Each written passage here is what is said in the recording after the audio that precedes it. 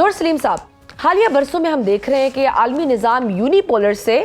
By polar یا multi polar ہونے کی طرف مائل ہے۔ مشرقی وسطی میں ایران اور امریکہ کے درمیان بڑھتی ہوئی یہ حالیہ کشیدگی کیا محض ایک علاقائی تنازع ہے، یا آپ اسے واشنگٹن کی اس بڑی حکمت عملی کا حصہ سمجھتے ہیں جس کے تحت وہ بیجنگ اور ماسکو کے بڑھتے ہوئے اثر رسوخ کو روکنے کے لیے توانائی کی عالمی گزرگاہوں پر اپنی گرفت مضبوط کرنا چاہتا ہے؟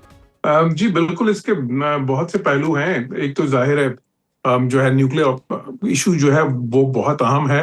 امریکہ کے پرسپیکٹو سے بھی، اور پھر اسرائیل کے لیے، کیونکہ یہ تو جنگ آپ دیکھا ہے، دونوں جنگیں اسرائیل نے جو ہے پش کر کے امریکہ کو شروع کروائی ہیں۔ اور دیکھیں وہ تو نیتن یاہو تو 20-30 سال سے، 90 سے یہ کوشش تھی نیتن یاہو کی کہ یہ جنگیں شروع کروائیں امریکہ سے، لیکن وہ کوئی بھی امریکن پریزیڈنٹ اس کی بات ماننے کو تیار نہیں تھا۔ فائنلی یہ پریزیڈنٹ ٹرمپ، وہ بھی پہلی ٹرم میں نہیں، پہلی ٹرم میں خیر نیتن یاہو کے کہنے پہ وڈرا کیا JCPOA سے، اور دوسری ٹرم میں پھر ظاہر ہے کہ وہ ایک کے بعد ایک جو ہے 2 جنگیں ہم نے دیکھی۔ اب دیکھیں وہ ایک پہلو ہے۔ دوسرا پہلو یہ بھی ہے کہ جو ریجنل ایران کی انٹرسٹ، جس میں کہ بہت سے ملکوں پہ ایران نے وہاں پہ ان کی سپورٹڈ حکومتیں بنی ہوئی تھیں، پھر اس کے بعد یہ پراکسیز جن کو وہ سمجھتے ہیں ویسٹرنز وہ چلا رہے تھے، تو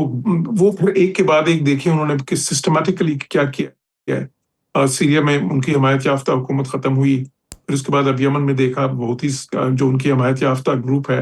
ان کے خلاف بہت زیادہ ریزسٹنس ہے، ان کی پوزیشن اس وقت تھوڑی مشکل ہو گئی ہے وہاں پہ۔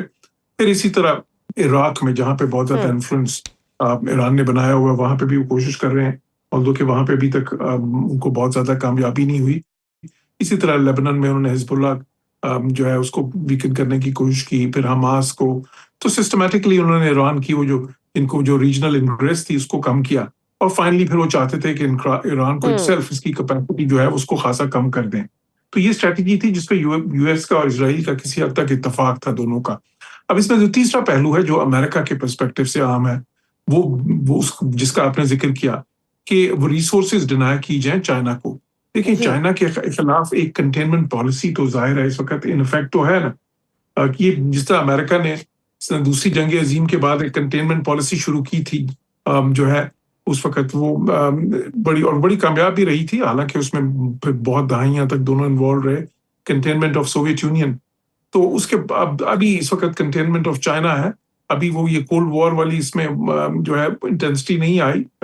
لیکن اس کے آلموسٹ ورج پہ ہے میں سمجھتا ہوں۔ تو وہ پہلو بھی تھا، جس طرح وینیزویلا میں انہوں نے کیا، پہلے ویسٹرن ہیمسفیئر سے چائنا اور رشیا کا انفلوئنس ختم کیا انہوں نے، خصوصاً وینیزویلا سے، تو اور اس کے بعد پھر ایران دیکھیں کہ ایران سے 90% تیل ایران کا کون لیتا ہے؟ چین لیتا ہے، اور چین کی ایک اسٹریٹجک پارٹنرشپ بھی ہے، $500 بلین کا ان کا منصوبہ ہے آپس میں اگلے بہت سالوں کے لیے، ایران کا اور چین کا۔ اور پھر ظاہر ہے کہ جو ٹریڈ ہے چین کی اور ایران کی بہت بڑی ٹریڈ ہے سینکشنز کے باوجود، تو وہ ایک بالکل اب ایک اسٹریٹجک پارٹنر ہے ایران، چین کا بھی اور روس کا بھی۔ تو اس لحاظ سے بالکل وہ والا اس میں پہلو بھی تھا۔ تو اس لیے لیکن وہ جو پہلو تھا وہ زیادہ اہم تھا، وہ جو رجیم چینج کی طرف وہ کوشش شروع میں ہوئی تھی کچھ۔ ابھی جو باقی جو اس کی جو کیپیسٹی ڈیگریڈیشن ہو رہی ہے، وہ زیادہ اس کے جو ہے وہ زیادہ ریجنل ڈائمینشن میں ہے میں سمجھتا ہوں، یعنی کہ علاقائی پیمانے میں ہے۔ بالکل صحیح سر، ایران کی جانب سے ابنائے ہرمز میں مداخلت کو جنگ بندی کی خلاف ورزی قرار دینا بین الاقوامی سمندری قوانین کے حوالے سے ایک نئی بحث چھیڑ رہا ہے۔ ایک طویل سفارتی تجربہ رکھنے کے ناطے آپ کیا سمجھتے ہیں کہ اگر ایران اس گزرگاہ کو مکمل بند کرنے کی کوشش کرتا ہے یا ٹول لگانے کی جانب بڑھتا ہے، تو بین الاقوامی برادری کے پاس اس کے خلاف کیا قانونی اور سفارتی آپشنز بچتے ہیں، جبکہ ایران اسے اپنی خود مختاری کا مسئلہ قرار دیتا ہے؟ دیکھیے اس پہ انٹرنیشنل جو قوانین ہیں وہ تو بہت واضح ہیں۔ اس پہ جو انٹرنیشنل قوانین اپلائی ہوتے ہیں وہ united nation convention of the law of sea ہے۔ تو اس میں یہ ٹھیک ہے، ایک سائڈ پہ دیکھیں یہ جو اسٹریٹ آف ہرمز ہے یا اپنا ہرمز ہے، اس میں ہے کیا؟ ایک سائڈ پہ دیکھیں ایران کے ٹیریٹوریل واٹرز ہیں، دوسری سائڈ پہ جو ہے عمان کے ٹیریٹوریل واٹرز ہیں، اس کے ساتھ ہی UAE کے ٹیریٹوریل واٹرز شروع ہو جاتے ہیں۔ تو یہ سچویشن ہے وہاں کی۔ اب اگر ایران دیکھیں ٹیکنیکلی اسپیکنگ، اگر وہ کہتے ہیں جی ہمارے ٹیریٹوریل واٹرز ہیں، ہم وہاں سے کچھ شپ گزرنے نہیں دیں گے، اچھا اول تو وہ بھی وائلیشن ہے اس لا کی۔ کیونکہ وہ جو لا ہے اس میں بہت واضح ہے کہ جی بے شک اگر پیس ٹائم ہے پھر تو رائٹ آف انوسینٹ پیسج سب کو ہے، ویسے ہی ہے، لیکن جی اگر ایون وار کا وقت ہے، جنگ کی حالت ہے، تب بھی ایک رائٹ آف ٹرانزٹ پیسج ہوتا ہے جو آپ انٹرنیشنل شپنگ کو اس حق سے محروم نہیں کر سکتے کیونکہ وہ انٹرنیشنل واٹر وے ہے۔ ہوں اچھا، اب یہ تو ایک پہلو ہے تو اس لحاظ سے ایران نہیں کر سکتا۔ اب اس کا دوسرا پہلو دیکھ لیتے ہیں کہ اس کی جو دوسری طرف ہے ابنائے ہرمز کی، وہ تو ٹیریٹوریل واٹرز ہیں عمان کے، ہوں اس پہ تو ایران کا کسی طرح بھی کوئی حق نہیں ہے نا۔ تو انہوں نے تو وہاں پہ بھی مائنز بچھا دی ہیں، وہ کہتے ہیں، انہوں نے اب کہا ہے کہ ہم نے مائنز بچھا دی ہیں وہاں پہ جی، بارودی سرنگیں جس کو کہتے ہیں۔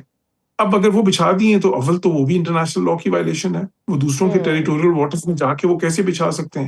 اور اگر انہوں نے بچھائی ہیں اور انٹرنیشنل واٹر وے کو بلاک کیا ہے وہ بھی اس کی وائلیشن ہے۔ تو انٹرنیشنل لا کی وائلیشن ہے تو وہ بھی ہیں، جو ہے نا، اس میں کوئی شک والی بات ہی نہیں ہے۔ اس لیے ابھی دیکھیں جو IMO کی میٹنگ ہوئی ہے ابھی، جو انٹرنیشنل میری ٹائم آرگنائزیشن ہے، اس کی لندن میں بھی میٹنگ ہوئی ہے، وہ یونائٹڈ نیشنز کا حصہ ہے۔ تو اس میں بہت زیادہ ملکوں نے کرٹیسائز کیا ایران کو، بلکہ انہوں نے تو بہت ہی زیادہ سخت الفاظ میں اس چیز کو تنقید کا نشانہ بنایا کہ جی ایران کس جو ہے نا قانون کے تحت یہ کر رہا ہے اور یہ انٹرنیشنل قوانین کی صریحت خلاف ورزی ہے۔ تو دیکھیں اس میں تو کوئی شک ہی نہیں ہے نا، وہ تو جو ہے بے شک حالت جنگ ہو یا حالت امن ہو، دونوں سچویشنز میں ایران انٹرنیشنل واٹر وے کو انٹرنیشنل قوانین کے حساب سے بند نہیں کر سکتا۔ لیکن اب ٹھیک ہے، اب وہ ایک جنگ ہے، اس میں لیکن سر وہ پھر دوسری سمجھتے ہیں جانب ہم دیکھتے ہیں کہ باقی اور بھی اگر امریکہ کو دیکھیں وہ کون سا پھر انٹرنیشنل قوانین کی پاسداری کر رہا ہے، یہ بھی ایک سوال ہے۔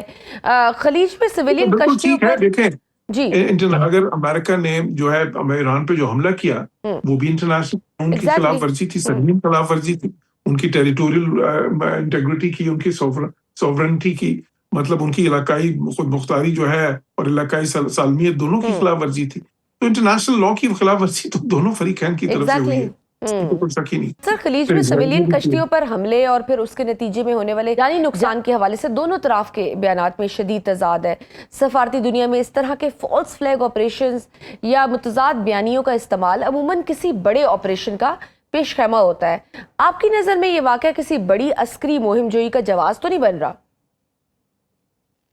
دیکھیے ہو کیا رہا ہے، اور میں نے تو اس پہ پہلے بھی کہا تھا کہ اس وقت دیکھیں امریکنز کیا کر رہے ہیں، ان کی جو ہے نا اسٹریٹجی بہت واضح ہے۔ وہ اس کو آپ کہتے ہیں انٹرنیشنل ریلیشنز کی ٹرم ہے کہ جی پریشر اینڈ ٹاک جو ہے نا، تو وہ پریشر انکریز کر رہے ہیں۔ وہ پریشر انہوں نے بلاکیڈ کے ذریعے بھی ڈالا ہے،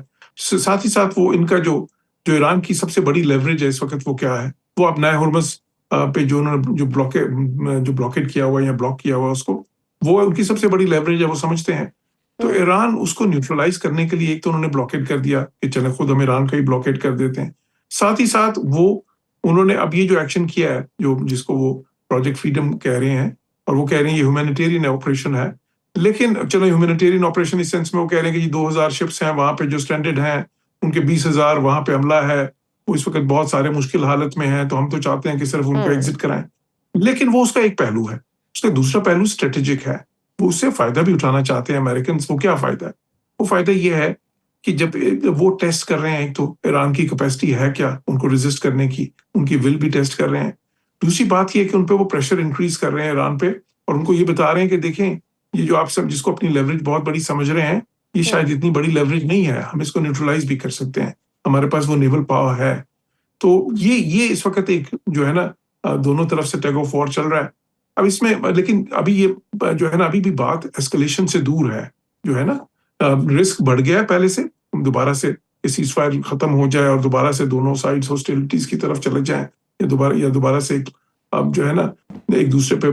ویسے ہی جو جس طرح پہلے وہ حملے ہو رہے تھے شروع کر دیں۔ لیکن یہ بیچ کی ایک حالت ہے اس وقت، ایک مکمل سیز فائر بھی نہیں ہے اور مکمل جنگ بھی نہیں ہے،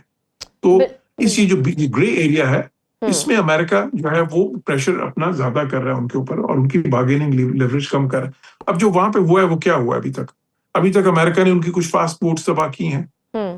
اچھا ایران نے بہت سے میزائلز فائر کیے ہیں، وہ ان کی ابھی تک جو انڈیپینڈنٹ اطلاعات ہیں اس کے مطابق ان کی جو نیول ویسلز ہیں امریکہ کی اس کو لگے تو نہیں ہے، کوئی ایسا نقصان ان کو نہیں ہوا، لیکن ساتھ ہی ساتھ ایران نے یہ کیا کہ انہوں نے پھر UAE کے اوپر حملہ کر دیا، جو ہے نا جو انڈیپینڈنٹ جو ہے نا آپ سمجھ لیں اطلاعات ہیں، although کہ وہاں پہ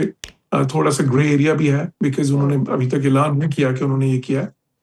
तो वहां पे भी आपने देखा कि नुकसानात हुए हैं मिसाइल्स। यूएई तो कह रहा है कि उन्होंने बहुत सारे मिसाइल्स इंटरसेप्ट किए हैं जो ईरान की तरफ से आ रहे थे, और जाहिर है जी वहां जी पे कुछ उनकी इंटरसेप्ट जो कर रही है ऑयल उन्होंने। इंस्टॉलेशंस हैं उसको नुकसान भी पहुंचा। तो वो क्यों किया यूएई को? क्योंकि यूएई को करना उनके लिए बहुत आसान है। एक तो क्योंकि बिल्कुल साथ ही है उनके, इसराइल तो खासा दूर है, और वैसे भी वो जो है ये बताना चाहते हैं अमेरिका को कि अगर आप ये करेंगे तो फिर हम आपके जो क्लोजेस्ट एलाइज हैं उनको हिट करेंगे।